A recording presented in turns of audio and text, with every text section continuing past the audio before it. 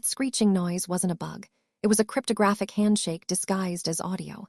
Let's talk about baud rates. You thought it was just your phone line having a nervous breakdown. It was actually negotiation. 1985. Two modems connect. They need to agree on speed. Without a handshake, anyone listening on the same copper wire gets a free ride. So engineers did something brilliantly chaotic. They turned the physical layer into a lock. They used frequency modulation. Not for music, for authentication. Each modem broadcasts a unique tone sequence. If your carrier doesn't respond with the exact inverse, the line drops. It's not noise. It's a challenge response protocol wearing a disguise. But here's the catch. Higher baud rates mean more data. More data means shorter handshake windows.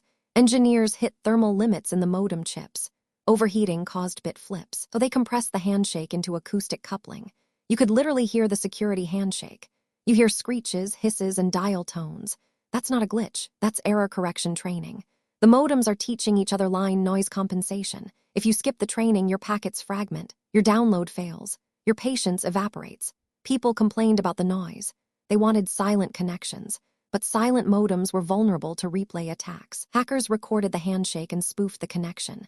The screech was a rolling cipher. You couldn't steal what you couldn't hear. Then came V34, 8,400 baud. The handshake got faster. The tones got smarter, but the copper infrastructure couldn't keep up. Signal degradation ruined the encryption window. The era ended not because of bandwidth. It ended because physics said no. Today we get silent gigabit connections. Fast, flawless, and completely naked. No acoustic handshake, no physical layer negotiation. Just raw data streaming over fiber. We traded security for speed and called it progress. Critics say dial-up was slow. Skill issue. They forgot that every connection needs a handshake. Silent protocols just hide the vulnerability. The screech was transparency. You heard the negotiation. You knew the line was secure. The principle survived. Modern TLS handshakes still use acoustic timing attacks to prove physical presence. We just moved the noise into silicon. The screech wasn't obsolete. It was upgraded. We just stopped listening. So next time you hear a weird modem sound, don't mute it. Listen. That's not nostalgia. That's cryptography doing its job. Tell me in the comments, did you trust the screech or the silence? Your answer proves the point.